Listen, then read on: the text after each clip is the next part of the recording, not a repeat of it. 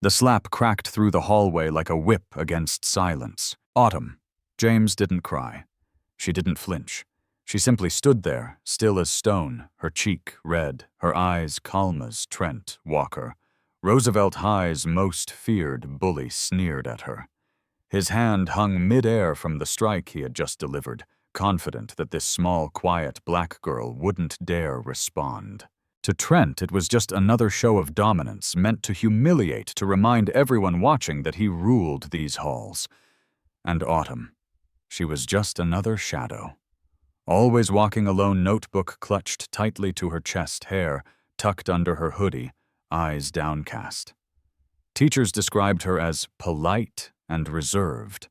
Students barely noticed her except Trent, who loathed what he couldn't control.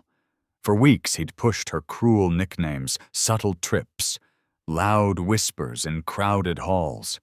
She never reacted, never looked up, until now. He had cornered her outside the science lab. Only a few students lingered, leaning against lockers with bored curiosity. "Hey, mute girl," Trent taunted, his voice thick with arrogance. "You forget how to squeak." Autumn said nothing. She just clutched her book tighter. That's when he slapped her open-palmed, sharp, cruel. He expected tears, maybe a retreat. What he didn't expect was the look in her eyes when she turned back. Gone was the shy girl he thought he knew. In her place stood something entirely different, silent, steady, dangerous. And that's when everything changed. Trent's smirk faltered the moment Autumn raised her head and met his gaze. Her eyes, once soft, even timid now, carried a stillness that unnerved him. Not rage, not fear, just clarity, and something else.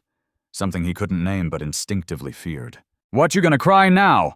he scoffed, voice slightly higher than before, trying to reassert control. Autumn didn't answer. Her silence wasn't weakness, it was warning.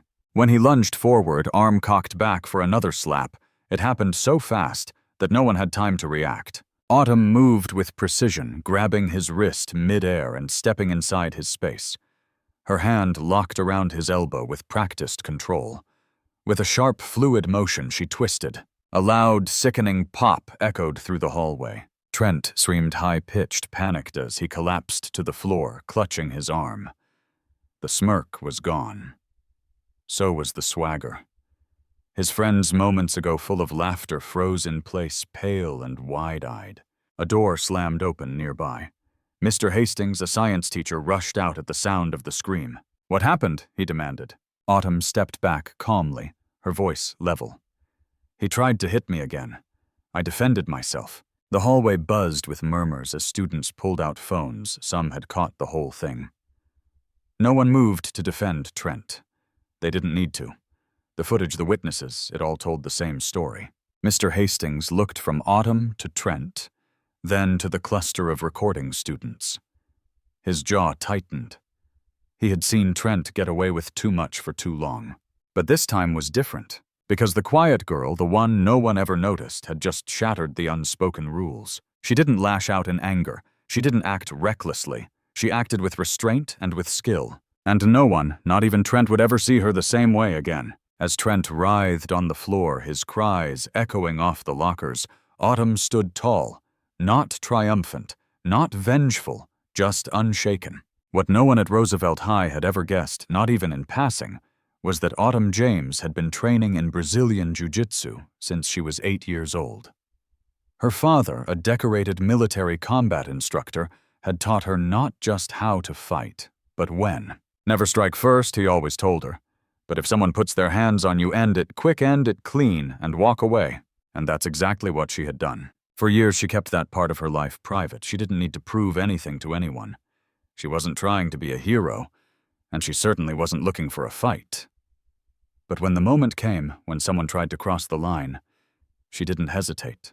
The nurse arrived minutes later to take Trent to the hospital, his elbow badly dislocated. A disciplinary review followed.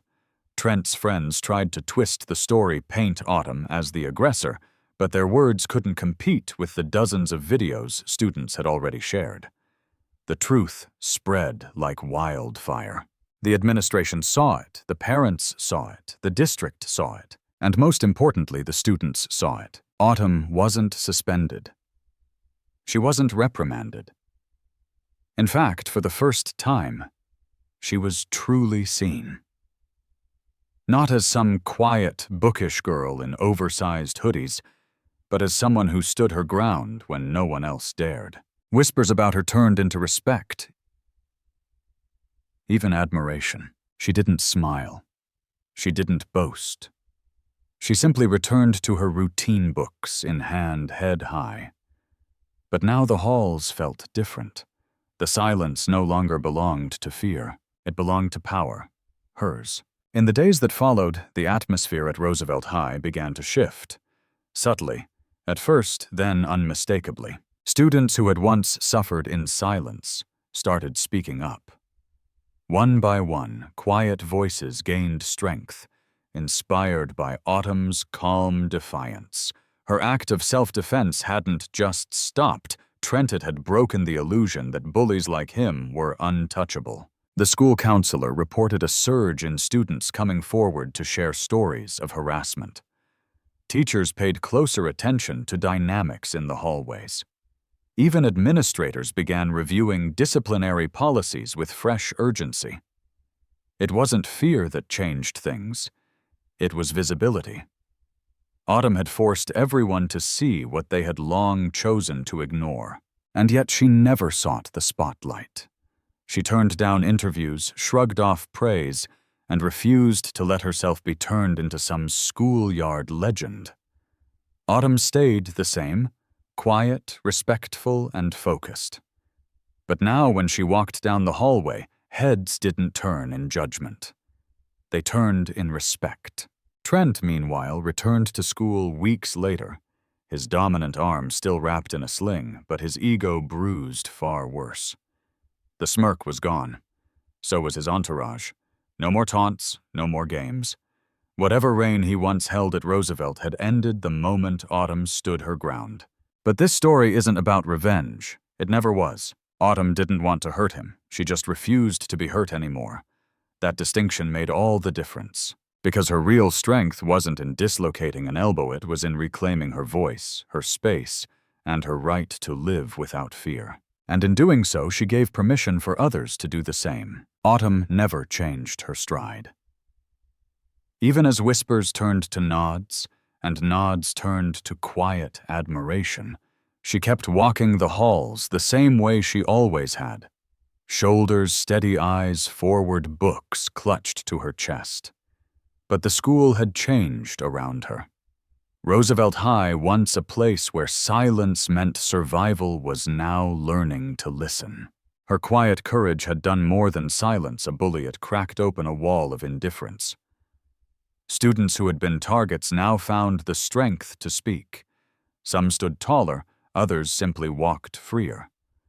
And while Trent faded into the background, Autumn stood firm, not as a warrior, not as a symbol, but as herself.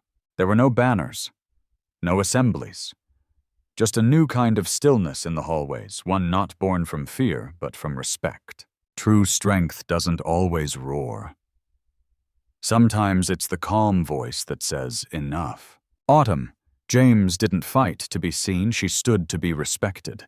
In a world where cruelty can echo louder than kindness, it takes uncommon bravery to defend yourself with grace. And even more to stay true to who you are after. So if you've ever felt small, overlooked, or powerless, remember, Autumn, you don't need to shout to make a difference. Sometimes all it takes is the courage to stand your ground. What would you have done in Autumn's place? Share your thoughts below. And if you believe in stories that honor quiet strength and real courage, don't forget to subscribe for more powerful true life lessons.